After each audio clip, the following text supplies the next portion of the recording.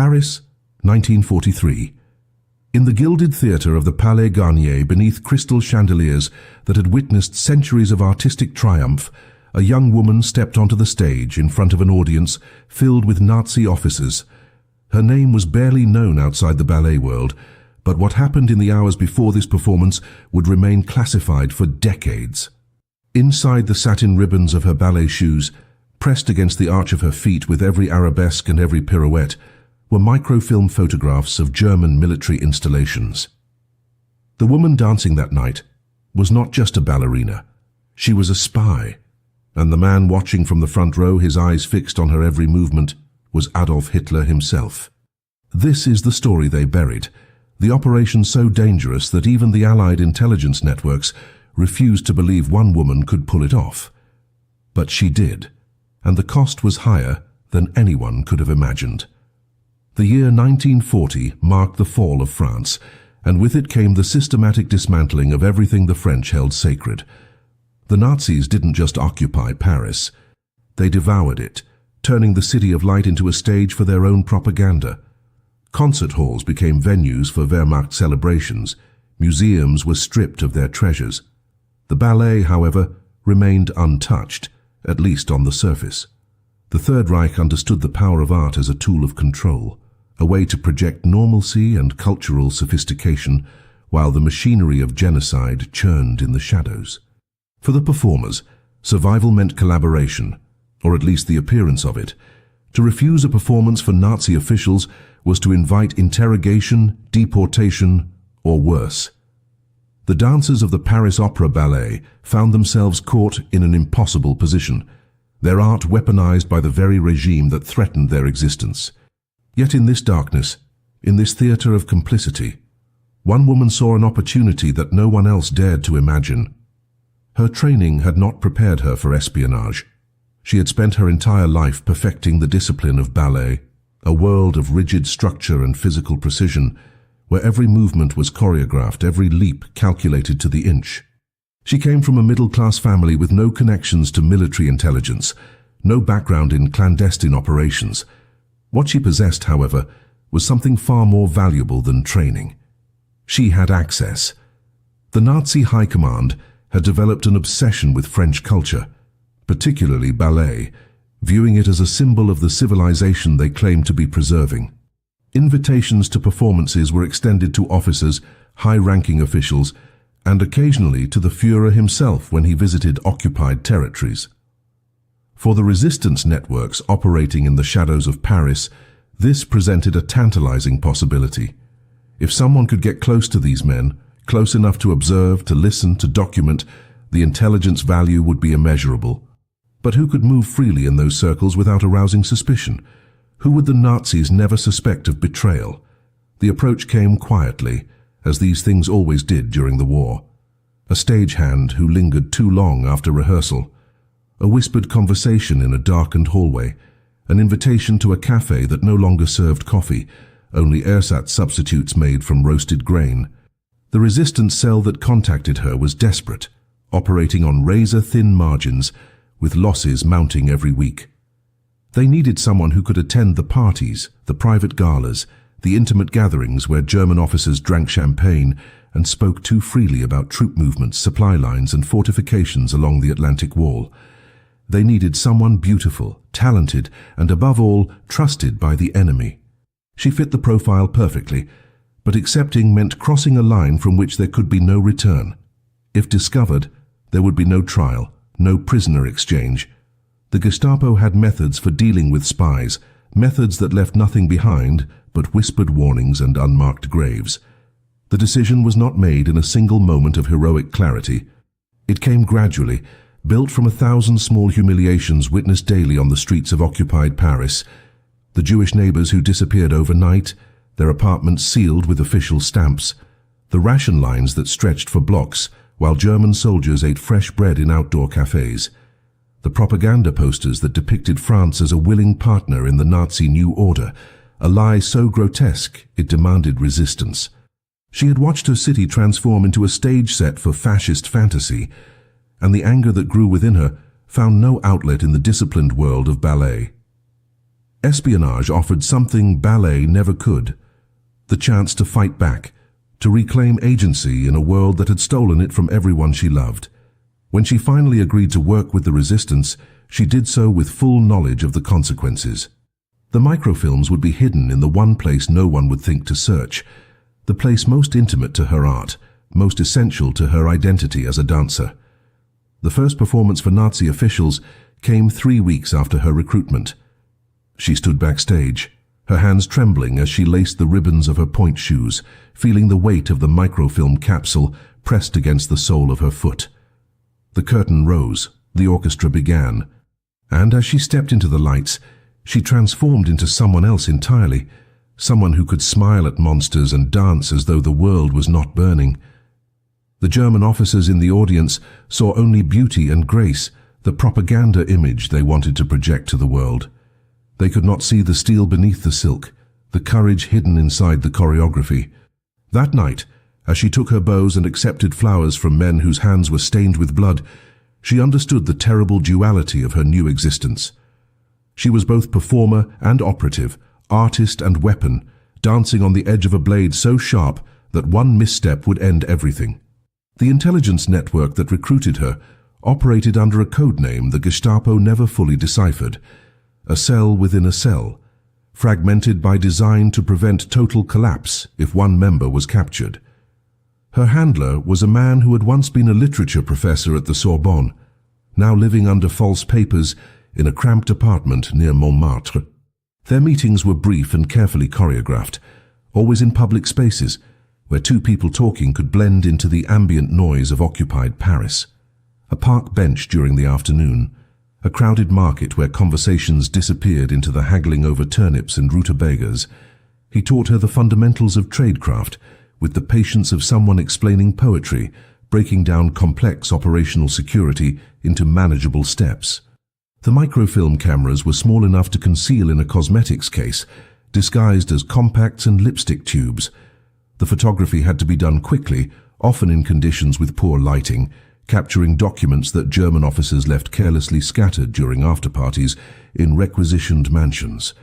She learned to read upside down, to memorize layouts of rooms, to calculate how long she could remain absent from a gathering before her absence became suspicious. The work was exhausting, layered on top of the physical demands of daily rehearsals and nightly performances. The ballet company itself became an unwitting cover for something far more dangerous than anyone realized. The rehearsal schedules, the touring performances to entertain troops in garrison cities, the constant movement between venues created a mobility that most Parisians no longer possessed. Travel permits were nearly impossible to obtain for ordinary citizens, but artists performing for Nazi officials moved with relative freedom, their papers stamped and approved by the same bureaucracy that imprisoned millions. She exploited this access methodically, volunteering for tours that took the company to occupied Belgium, to the coastal regions where the Atlantic Wall was under construction, to cities where German military installations hummed with activity. Each tour was an intelligence-gathering opportunity, disguised as cultural diplomacy. The other dancers never suspected. They saw only a colleague who seemed unusually eager to please their occupiers, who smiled too readily at German compliments, who accepted invitations to dinners that others declined out of principle or fear. Some whispered that she was a collaborator, that she had traded her integrity for safety and privilege. The accusation stung more than any physical danger, but she could not defend herself without compromising the operation. The microfilm transfer system was elegant in its simplicity.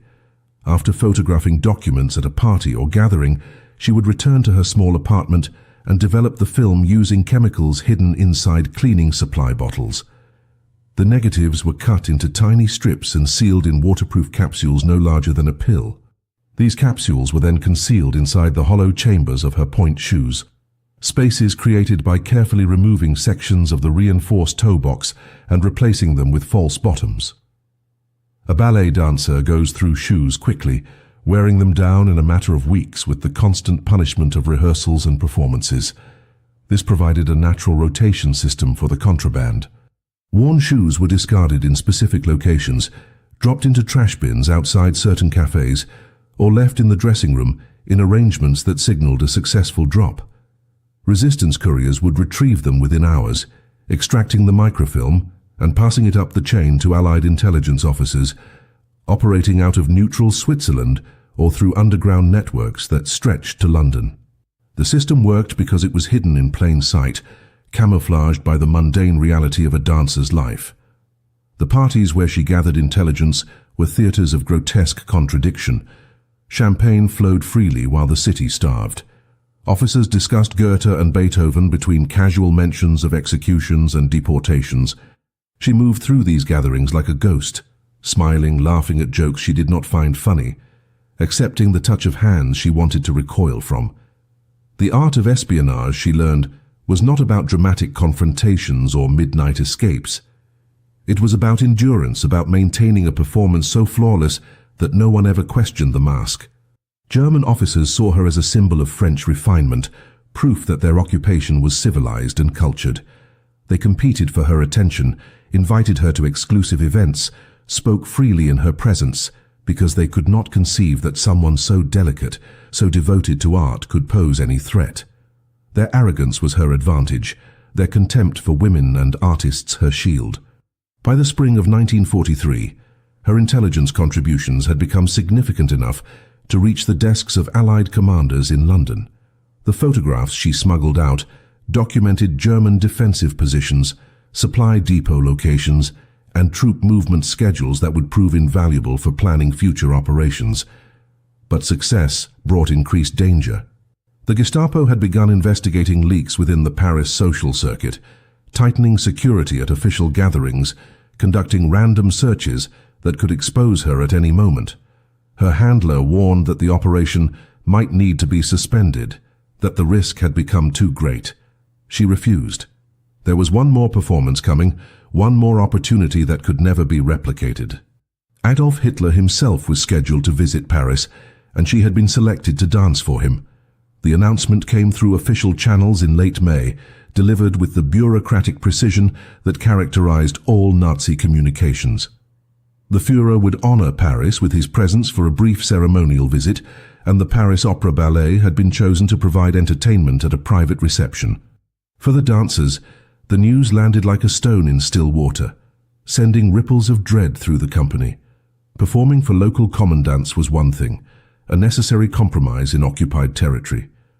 Dancing for Hitler himself crossed into something far more dangerous, a collaboration so visible it would be remembered long after the war ended. Several dancers quietly approached the company director, pleading illness or family emergencies, searching for any excuse to avoid participation. She did the opposite. She volunteered immediately, expressing what appeared to be eager enthusiasm for the honor. The other dancers looked at her with barely concealed disgust, confirming their worst suspicions about her loyalties. The director, relieved to have at least one willing participant, assigned her a featured solo, a piece that would showcase French ballet at its finest. What none of them understood was that she had just secured access to the most heavily guarded man in Europe. The resistance cell convened an emergency meeting in the basement of a bombed-out bookstore, the kind of location used only for critical decisions.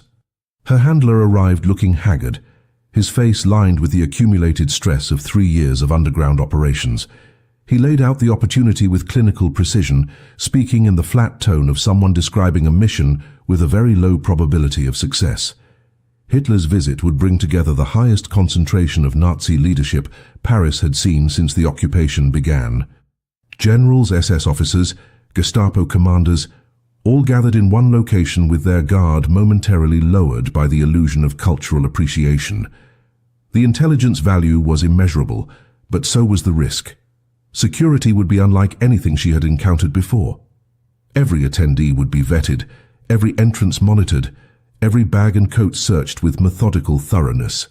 The Gestapo would flood the venue with plainclothes agents, watching for anything unusual, any gesture or glance that suggested disloyalty. Smuggling a camera into the reception would be impossible. The microfilm technique that had worked for months would fail under this level of scrutiny. They needed a different approach. The solution came from an unexpected source, a chemist who had fled Vienna in 1938 and now worked with the resistance developing invisible inks and improvised explosives. He proposed a method that sounded like something from a spy novel, almost too fantastical to be real. Instead of photographing documents, she would memorize them. The human mind, he explained, could be trained to retain visual information with remarkable accuracy, particularly if the person had experience with spatial awareness and pattern recognition. Ballet dancers possessed exactly these skills, their entire art form built on remembering complex sequences of movement, positions, and timing.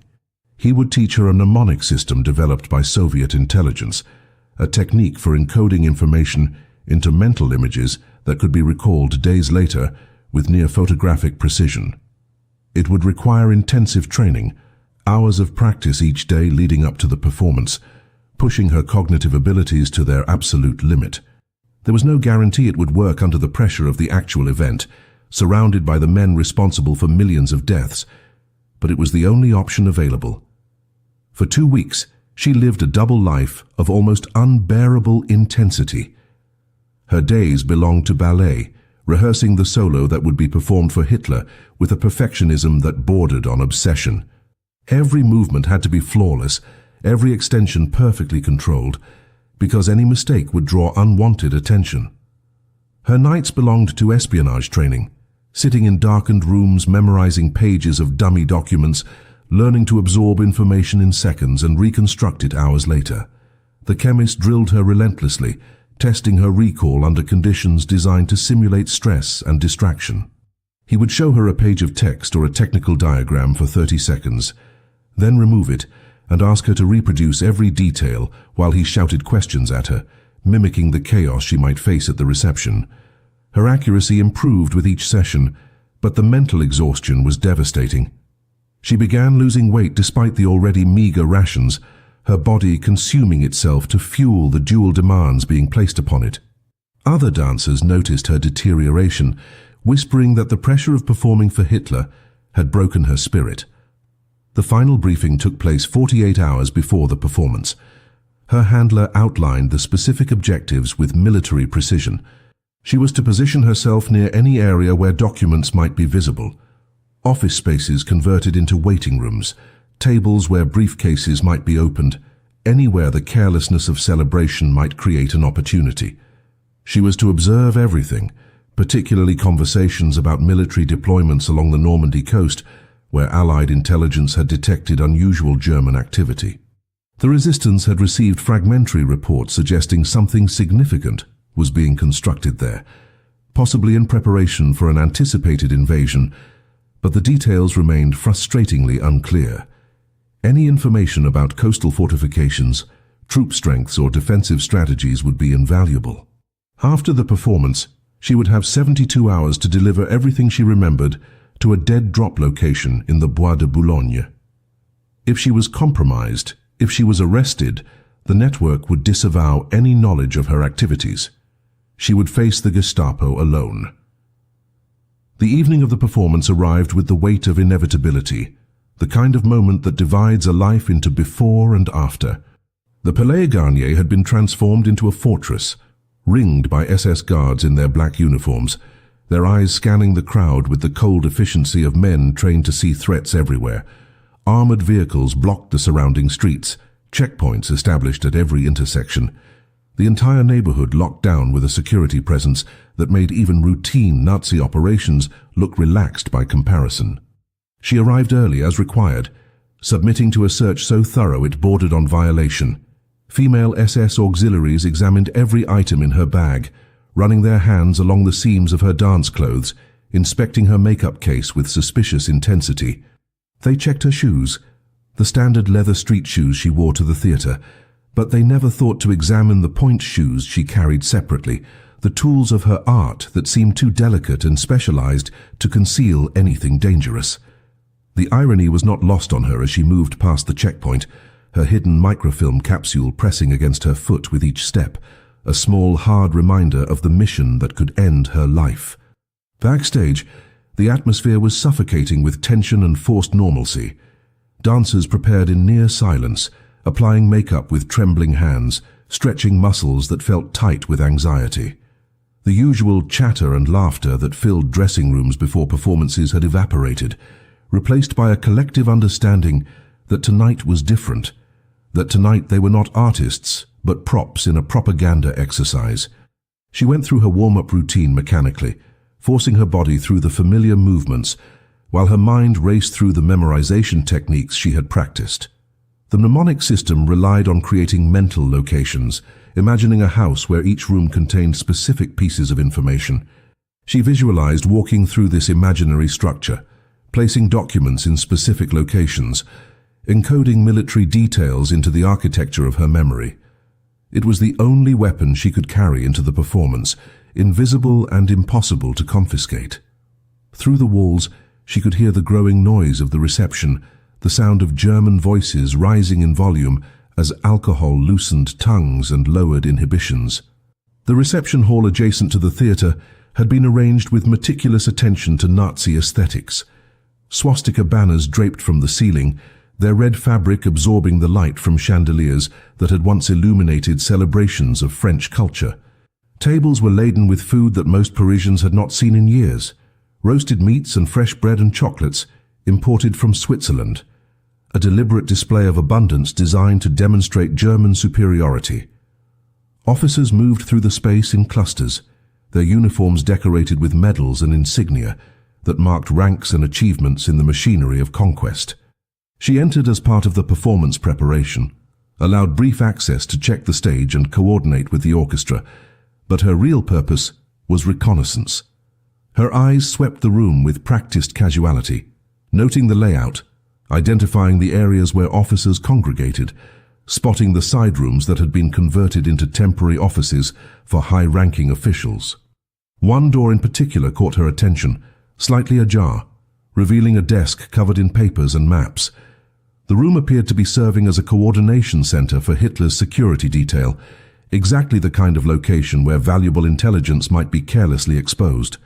The performance was scheduled to begin at 2100 hours, time to follow dinner and allow the audience to settle into the comfortable haze of wine and self-congratulation. She returned backstage to complete her preparation, lacing her point shoes with fingers that had somehow stopped shaking, the familiar ritual of ribbon and knot providing an anchor of normalcy in the surreal horror of the evening. The other dancers avoided looking at her, their judgment a palpable presence in the small space. She understood their contempt and could not fault them for it. From their perspective, she was everything they feared becoming, a collaborator who had traded principle for survival and perhaps even profit.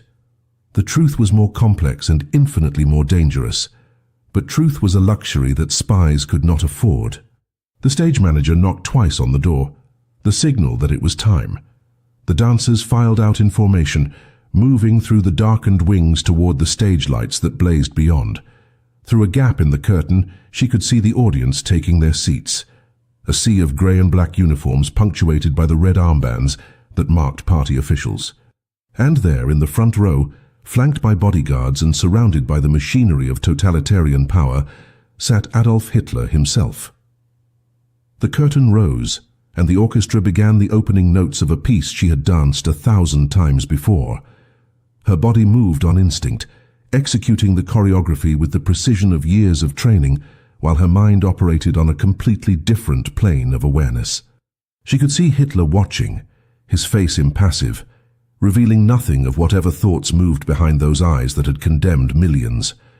The other Nazi officials seemed more engaged, leaning forward in their seats, whispering comments to each other, their appreciation for ballet genuine, even as their hands remained stained with atrocities. She danced through the first section without incident, her movements fluid and controlled, giving them exactly the performance they expected. But her attention was divided, constantly scanning the periphery, watching for opportunities. During a brief exit between movements, she noticed increased activity near the office she had identified earlier. Officers were moving in and out, carrying documents, engaged in what appeared to be urgent coordination.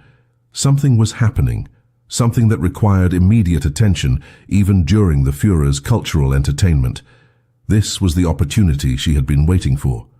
The intermission arrived like a gift from a universe that rarely granted favors to spies operating on borrowed time. The applause was polite and measured, the kind of response that acknowledged technical excellence without genuine emotional engagement. Nazi officials rose from their seats, stretching legs and refreshing drinks, moving toward the reception area where tables had been prepared with additional food and wine. She remained backstage only long enough to towel the sweat from her face and adjust her costume, then moved with deliberate casualness toward the reception hall, using the excuse of needing water to justify her presence among the crowd. Other dancers stayed behind, unwilling to mingle with the enemy more than absolutely necessary, but her absence from the group no longer raised eyebrows. They expected her to socialize with the Germans, confirming their belief that she had crossed over completely. She carried a small glass of water as a prop, sipping it occasionally while navigating through clusters of officers whose conversation grew louder and less guarded with each round of champagne. The air was thick with cigarette smoke and the particular kind of arrogance that comes from men who believe they have already won the war. The office door remained partially open, a slice of light cutting across the darkened hallway that led away from the main reception. She approached with calculated timing, waiting for a moment when the nearby guards were distracted by their own conversation, complaining about the quality of French wine compared to German varieties. She slipped through the door as though she belonged there, adopting the posture of someone who had been sent to retrieve something, moving with purpose rather than stealth, because hesitation attracted more attention than confidence. The room was smaller than it had appeared from a distance, dominated by a large wooden desk that had probably belonged to some French administrator before the occupation. Maps covered the surface, held flat by paperweights and coffee cups, their surfaces marked with annotations in German military script. Her heart hammered against her ribs as she recognized what she was seeing. These were not administrative documents or logistical inventories. These were tactical maps of the Normandy coastline, detailed renderings that showed defensive positions, artillery placements, and fortification construction that stretched for miles along the beaches. The annotations included unit designations, troop strengths, and timeline projections for completion of what the Germans were calling the Atlantic Wall. She had perhaps 90 seconds before someone would notice her absence or enter the room. The mnemonic training took over, her mind shifting into the systematic approach she had practiced for 2 weeks. She did not try to read everything at once, but instead focused on creating a mental photograph, absorbing the map in sections. The beach designations caught her attention first, areas labeled with code names that meant nothing to her, but would be invaluable to Allied intelligence. Omaha, Utah, Juneau, Gold, Sword.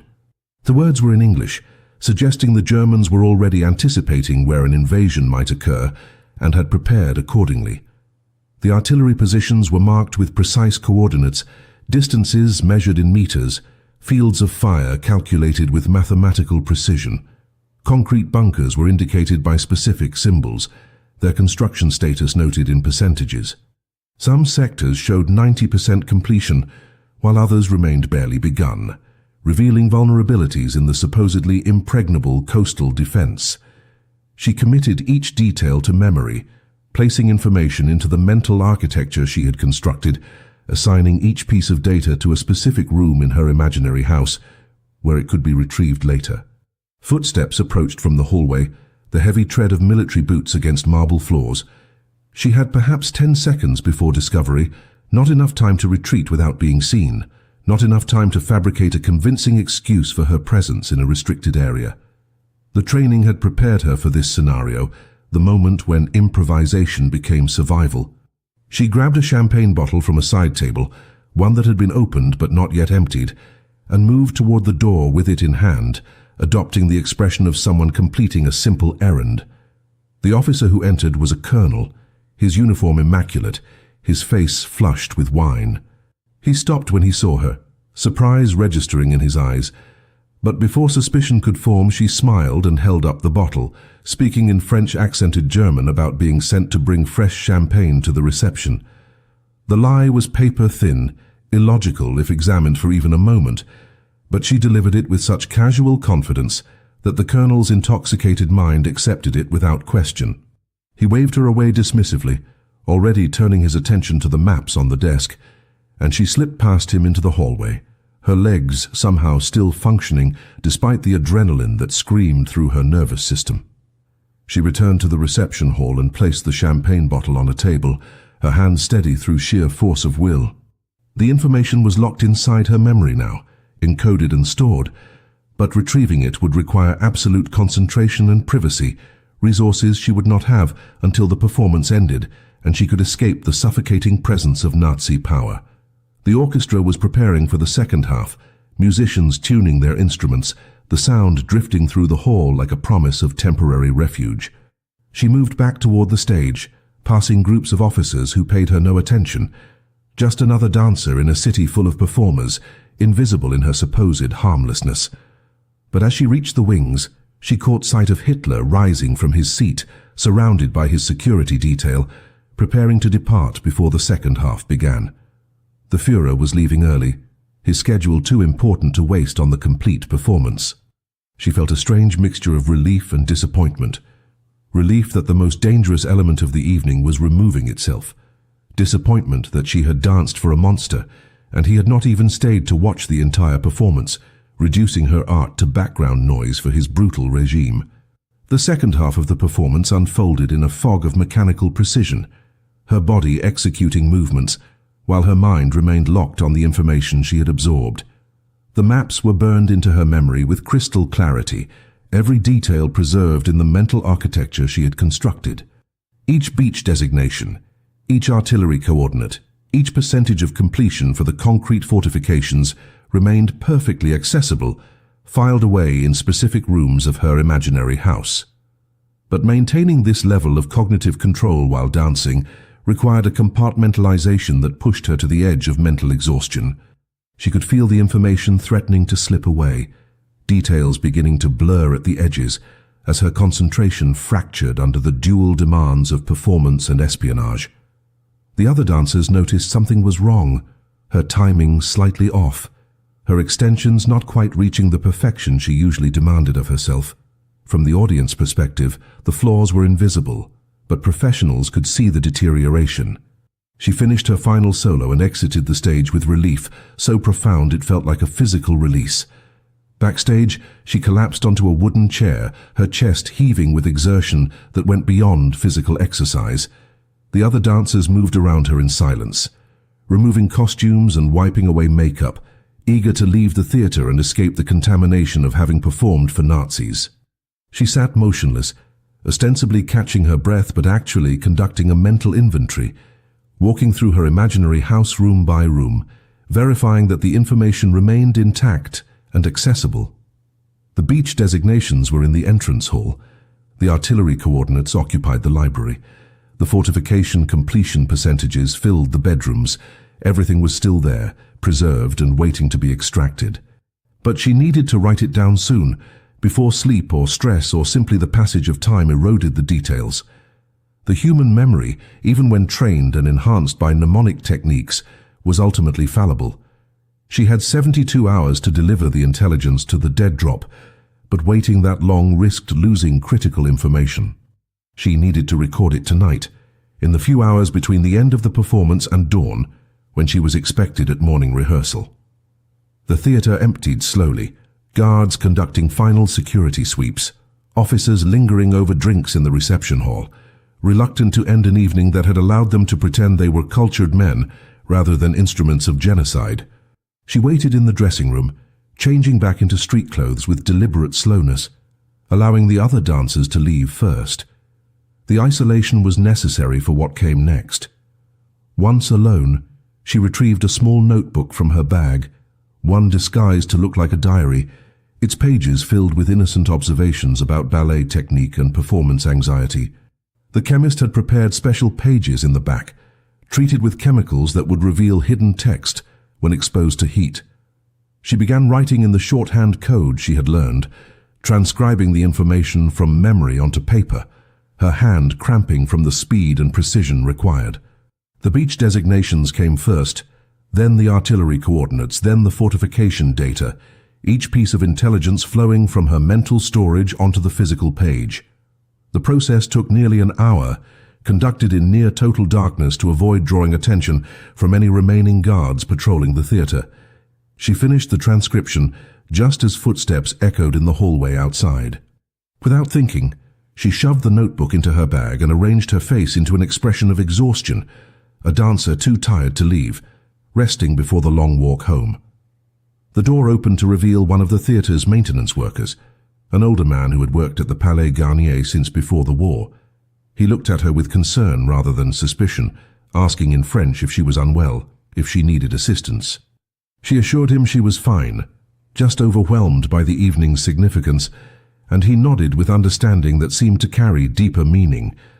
Later, she would wonder if he was part of the resistance network, one of the countless invisible supporters who enabled operations without ever being formally recruited.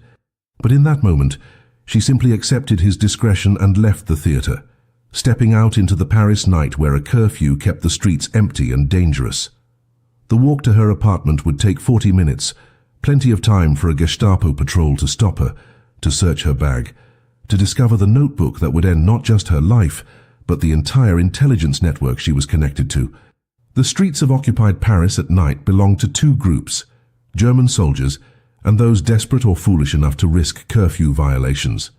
She moved quickly, but not frantically, keeping to the shadows while maintaining enough visibility to avoid appearing suspicious. Every sound made her flinch, every engine noise suggesting a patrol vehicle approaching. The notebook in her bag felt impossibly heavy, a physical weight that bore no relation to its actual mass, but everything to do with its contents.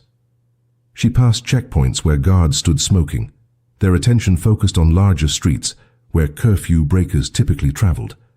Her route took her through narrow alleys and residential blocks, areas where patrols were less frequent, but where the risk of random encounters increased. Twice she had to stop and press herself into doorways as military vehicles passed, their headlights cutting through the darkness, the sound of German voices laughing about something she could not hear. Each time, she expected the vehicles to stop, doors to open, boots to hit pavement. Each time they continued past, the soldiers unaware of the intelligence that was slipping through their fingers in the form of an exhausted dancer carrying a disguised notebook through the occupied city. She reached her apartment building as the first grey light of dawn began to dilute the darkness, her legs trembling from exhaustion and the accumulated tension of the past 8 hours. The building was a modest structure in the Marais district, home to artists and labourers who could not afford the more fashionable arrondissements. Her apartment was on the 4th floor, accessible only by a narrow staircase that creaked with every step, a security feature that warned of approaching visitors, but also announced her own arrival to anyone listening. She climbed slowly, alert for any sound that might indicate surveillance or ambush, but the building remained silent except for the early morning sounds of a city waking under occupation. Inside her small room, she locked the door and wedged a chair under the handle, a precaution that would buy her perhaps 30 seconds if the Gestapo came. It was not much, but 30 seconds could mean the difference between destroying evidence and being caught with it intact. She sat at the small table that served as both desk and dining surface, spreading the notebook open under the weak light of a single lamp, and began the process of verification. The dead drop protocol required her to wait 72 hours before delivery, a safety measure designed to ensure she was not being followed or surveilled in the immediate aftermath of an operation. But the intelligence she carried was time-sensitive in ways the resistance could not have anticipated when they established the protocol. The maps she had memorized showed a defensive network that was still under construction, with completion percentages that revealed vulnerabilities in the German coastal defense. If the Allies were planning an invasion of occupied France, and the fragmentary intelligence suggested they were, then this information needed to reach London immediately, before the construction reached completion and the vulnerabilities disappeared.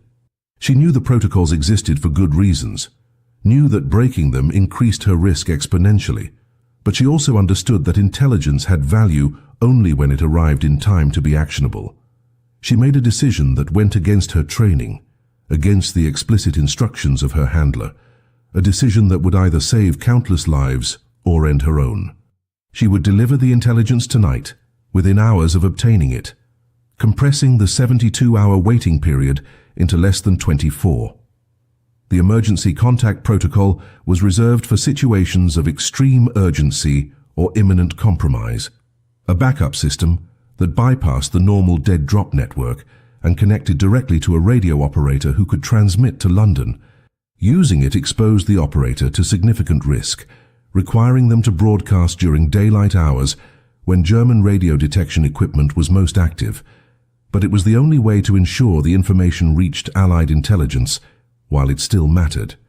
She encoded the intelligence using a cipher she had memorized but never used, a one-time pad system where each message consumed a page of random numbers that could never be repeated. The encoding process was tedious and unforgiving. Each letter converted to a number, each number modified by the pad, any error potentially rendering the entire message unintelligible. She worked through the morning, ignoring the rehearsal she was supposed to attend, knowing that her absence would be noted, but unable to abandon the encoding process once started. The final message ran to over 300 character groups, an unusually long transmission that would take dangerous minutes to send. By noon, she had prepared the encoded message and transferred it to rice paper, a material that could be quickly destroyed if necessary, dissolved in water, or simply chewed and swallowed in an emergency. The emergency contact lived in the Latin Quarter, operating from an apartment whose exact location changed monthly, a security measure that protected the network if any single operator was compromised. The current location had been communicated to her during the final briefing before Hitler's performance, an address she had committed to memory and then tried to forget, accessing it now only because the circumstances demanded it. Reaching the Latin Quarter required crossing most of Paris during afternoon hours when the streets were busiest, when checkpoints operated with full staffing and suspicion ran highest. She changed into clean clothes, arranged her appearance to suggest a woman running ordinary errands, and left the apartment carrying the rice paper message hidden inside a hollowed-out book, one of the classic concealment methods that worked because it was too obvious to be suspicious. The afternoon streets were crowded with Parisians navigating the complex choreography of occupied life, standing in ration lines and avoiding eye contact with German soldiers, everyone performing the daily act of survival under scrutiny. The journey took 2 hours, slowed by random checkpoint stops and the need to maintain a pace that appeared unhurried. She passed through the checkpoint at the Seine without incident, her papers examined by a Wehrmacht corporal who seemed more interested in finishing his shift than conducting thorough searches. The Latin Quarter retained some of its pre-war character despite the occupation, students still attending lectures at the Sorbonne, cafes still serving ersatz coffee to customers who pretended normalcy was still possible. The radio operator's building was distinguished only by its complete lack of distinguishing features, an anonymous structure that blended perfectly into the surrounding architecture. She climbed to the 3rd floor and knocked on the door in the specified pattern. 3 quick raps followed by 2 slow ones, a signal that identified her as legitimate rather than a Gestapo trap. The door opened to reveal a young woman, barely 20 years old, whose eyes widened with alarm when she recognized who was standing in the hallway. The radio operator knew immediately that something had gone catastrophically wrong or extraordinarily right. Either way, her life was about to become significantly more dangerous.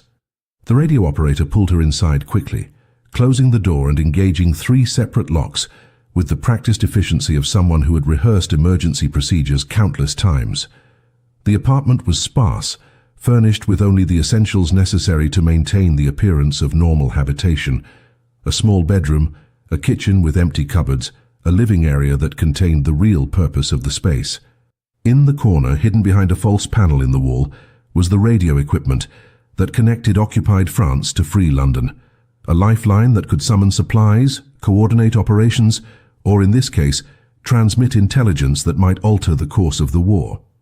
The operator's name was something she had never learned and would never ask. In the resistance, anonymity was survival. The young woman took the rice paper message with hands that trembled slightly, scanning the encoded text with eyes that understood immediately the length and complexity of what she was being asked to transmit. A message this long would require at least 15 minutes of continuous broadcast, perhaps 20 if atmospheric conditions were poor. German radio detection trucks could triangulate a transmission in under 10 minutes.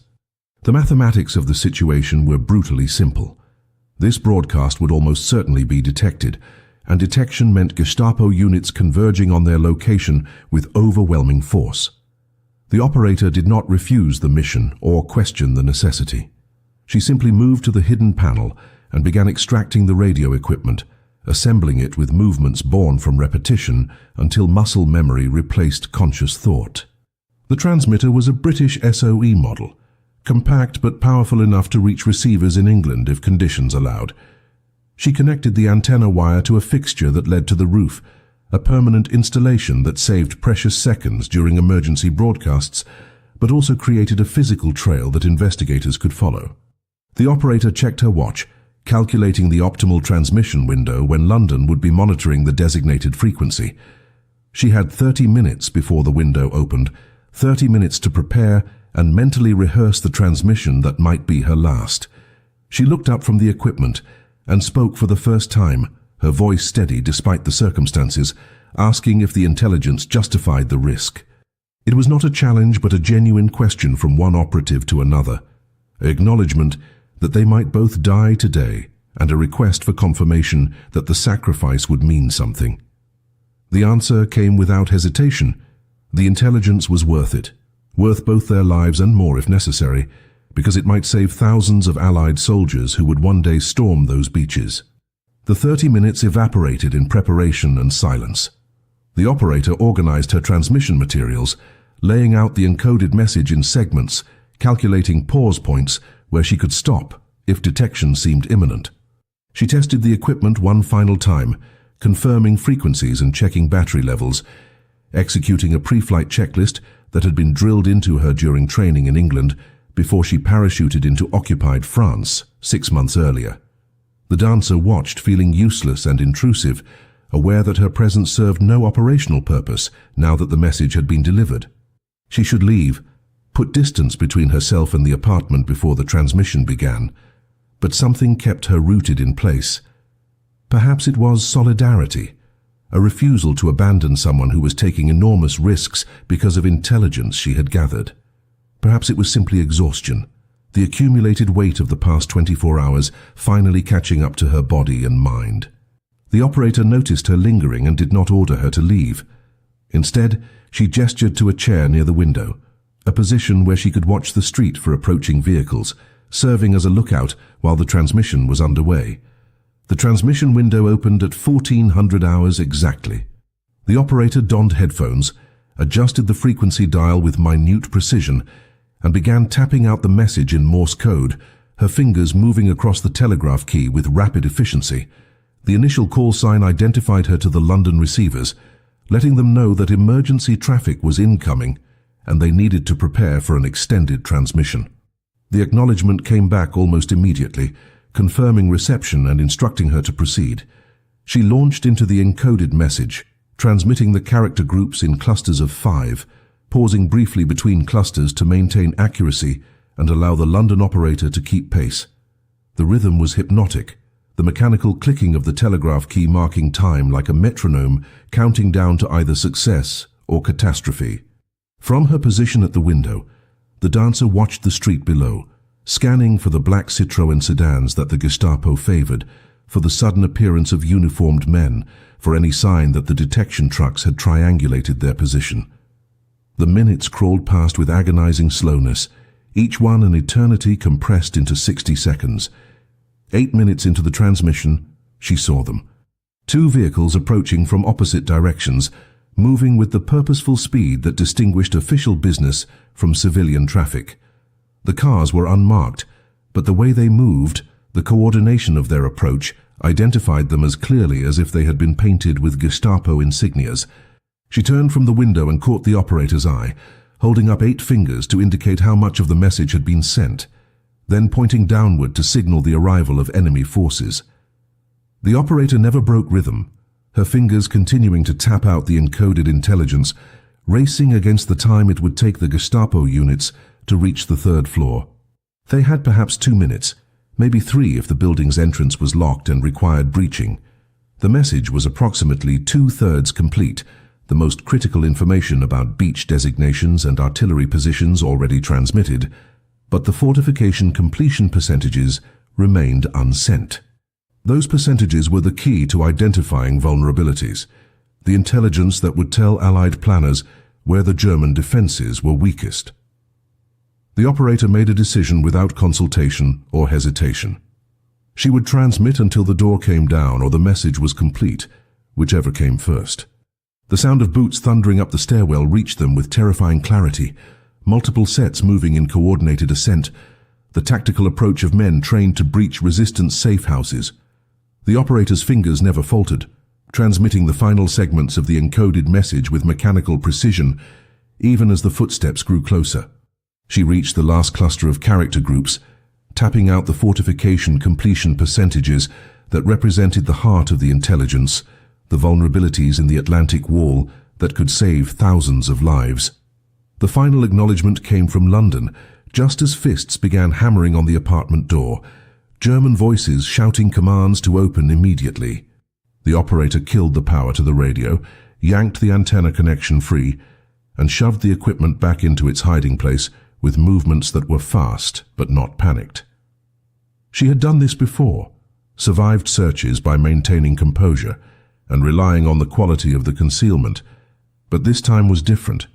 This time they had caught her mid-transmission, with the antenna still warm and the chemical smell of the equipment's heated components lingering in the air. There would be no talking her way out of this situation. The dancer moved on pure instinct, grabbing the rice paper that contained the original encoded message and shoving it into her mouth, chewing frantically to break down the material before it could be seized as evidence. The paper dissolved quickly, designed for exactly this purpose, turning into a paste that she forced herself to swallow despite her body's urge to gag. The operator was destroying her own materials, ripping code pages into confetti and scattering them, erasing frequencies from the radio dial, executing the emergency protocol that would at minimum delay the Gestapo's understanding of what had been transmitted. The door lock splintered under repeated impacts, the wood frame beginning to give way under the assault. They had perhaps 10 seconds before the breach. The operator turned to her with an expression that contained no fear, only a kind of resigned determination. She spoke rapidly, issuing instructions that came from some contingency plan the dancer had never been briefed on. There was a second exit, a window that opened onto a fire escape leading to an adjacent building. The Gestapo would be expecting one person, the radio operator they had triangulated. They would not be prepared for two. If the dancer could reach the fire escape, while the Gestapo was focused on securing the operator, she might slip away in the initial confusion. The door exploded inward as the final lock gave way. Armed men pouring into the apartment with weapons raised, shouting in German for everyone to get on the floor. The operator complied immediately, dropping to her knees with hands raised, drawing their attention and their weapons toward her position. In that moment of focus, the dancer bolted for the bedroom window, her ballet training giving her an explosive first step that caught the Gestapo agents by surprise. She heard shouts behind her, the sound of men redirecting, boots pounding across the floor in pursuit. Her hands found the window latch and threw it open, cold afternoon air rushing in as she climbed through the frame onto the fire escape. The metal stairs were slick with recent rain, treacherous under her leather shoes, but she descended with reckless speed, taking steps 3 at a time, her hands sliding along the frozen railings. Gunfire erupted above her, bullets punching through the metal grating, the Gestapo shooting not to kill but to stop her escape. A round passed close enough that she felt the displacement of air, heard the whine of the ricochet as it struck metal somewhere below. She reached the adjacent building's roof and kept running, jumping a narrow gap between structures, her momentum carrying her across empty space where a fall would mean death or capture. Outcomes that had become functionally equivalent. Behind her, she could hear the Gestapo agents reaching the fire escape, their progress slowed by their heavier builds and the need to maintain some tactical caution. She had a lead measured in seconds, not minutes, and the buildings ahead were running out. The roofline ended at a wider street, too broad to jump, forcing her downward into an alley that led to ground level. She descended a drainpipe with technique that had nothing to do with ballet and everything to do with desperation, her hands tearing on the rough metal, her feet slipping on brackets designed to hold pipes rather than fleeing spies. She hit the ground hard, her ankle rolling painfully but not breaking, and sprinted into the maze of Latin Quarter alleys where she had at least a chance of disappearing into the civilian population. The pursuit continued for 20 more minutes, a running chase through streets and courtyards where she used every technique she had learned, every counter-surveillance method her handler had taught her. She ducked through a cafe and out the back exit, climbed through an open window into a residential building, and descended via the main stairs, merged with a group of women standing in a ration line, and then peeled away when the line turned a corner. The Gestapo agents were systematic and professional, but Paris was a large city with countless hiding places, and she had the advantage of looking like a civilian rather than a fugitive. Eventually she lost them in the warren of passages near the old Roman amphitheatre, collapsing in a recessed doorway where the afternoon shadows provided temporary concealment. Her lungs burned, her ankle throbbed, and her hands were bleeding from the drainpipe descent. But she was alive, and more importantly, the intelligence had been transmitted. The operator's fate was certain: arrest and interrogation, and almost certainly execution. That young woman had sacrificed herself to complete the mission, buying precious seconds with her compliance, drawing Gestapo attention while the real intelligence asset escaped. The guilt of that sacrifice settled over the dancer like a physical weight, one more cost added to the accumulated price of resistance. The intelligence she transmitted reached Allied planners in London within hours, incorporated into the massive logistical puzzle that would become Operation Overlord. The beach designations, the artillery coordinates, the fortification completion percentages, all of it fed into calculations that determined where and when Allied forces would strike at occupied Europe. The vulnerabilities she identified in the Atlantic Wall influenced decisions that saved countless lives on June 6, 1944, when American, British, and Canadian forces stormed the Normandy beaches. Historians would later calculate that accurate intelligence about German defensive positions reduced Allied casualties by as much as 30% in the initial assault waves. Thousands of soldiers who would have died in killing zones walked through gaps in the defense that existed, only because one woman had memorized maps in a stolen 90 seconds and risked everything to transmit what she learned. But her name never appeared in the official histories, her contribution buried under layers of classification that would remain sealed for decades after the war ended. She survived the occupation by disappearing into the chaos of liberated Paris, abandoning her identity as a ballet dancer and living under false papers until the Germans were finally driven from France.